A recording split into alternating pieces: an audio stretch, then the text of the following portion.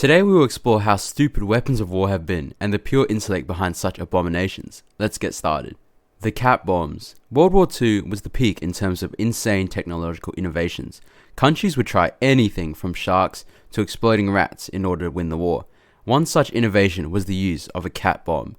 The cat bombs involved, you guessed it, cats. And the logic they used was so insane, I don't even know how it makes any sense. Right, so basically, within military warfare, guiding a bomb moving through the air to a ship, which is also moving, is pretty difficult. And when humans are presented with problems, we find solutions. One such person from the American Office of Strategic Services let their mind drift towards cats. They argued, right, so guys, cats always land on their feet, right? Which means they have a built-in gyroscope and can always position themselves upright. So if we strap a cat to a bomb, then it'll see this giant stretch of ocean and a tiny dry boat, and it will steer the bomb towards the boat. Everyone applauded his genius marvel. Someone then eventually believed it so much that the cat bomb was eventually tested. They found the meanest looking cat in town, strapped it to their local ballistic missile, and tested it on the open seas.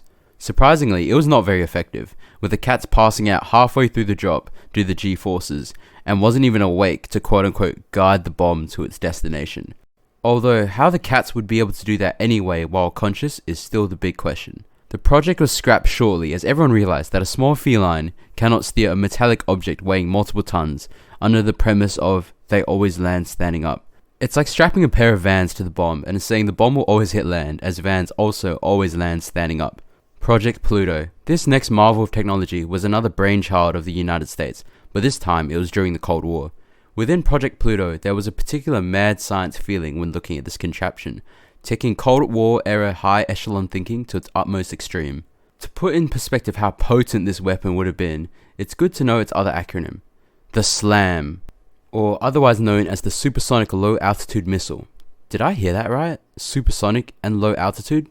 They definitely go hand in hand. The SLAM was a supersonic powered beast of a missile, more or less like a whole ass rocket that would be screaming at, a few meters above the ground. This baby was paired with a ramjet engine, an engine which had essentially no moving parts, basically no brains, all brawn. Oh, did I mention it was nuclear too? How it worked was, once the missile was jump started by conventional rocket boosters, the air going into the ramjet would be fast enough to let the engine function, with an essentially unshielded nuclear reactor heating the air as it entered, expanding the air and expelling it out of the nozzle, propelling it to supersonic speeds. It could basically fly forever thanks to that nuclear reactor. Which means after flying across the Earth to Moscow, where it would shit out its payloads of dozens of hydrogen bombs, in which it could not be controlled by the way, it could just keep flying past its target. That's fun. It was an extreme technological marvel how something could be packed with that much destruction, but this is why we can't have nice things. In order for it not to be detected by the Soviet Union's anti-missile systems, it basically needed to fly along the ground. But in doing so, it would basically piss radioactive decay all over the mainland US and all of Europe in its trip to the Soviet Union, which is not too helpful in the war efforts. That's if it luckily didn't hit any buildings, which fun fact, the missile could barely be controlled after launch, and definitely couldn't be turned off. So the Cold War would have got very hot very quickly if this bad boy was put into action. Attack dolphins. Now when you think of cavalry, you think of horses, elephants, dogs, etc., right? How about when you think about naval combat? This is where the attack dolphins come in. Now, this method of warfare is quite widespread, with many different nations utilizing the intellect of these fine marine creatures for war crimes. The attack dolphins were a branch of specially trained dolphins that are utilized in combat. Not just dolphins, but at times seals, sea lions, and even whole beluga whales were trained for military purposes. These marine military mammals were trained to locate lost naval swimmers, guard Navy ships against enemy divers, and locate mines for later clearance for divers, and aid in location and recovery of lost equipment on the seafloor. The Soviets were the first to incorporate use of military sea mammals in the Cold War, in which they did help in the war efforts.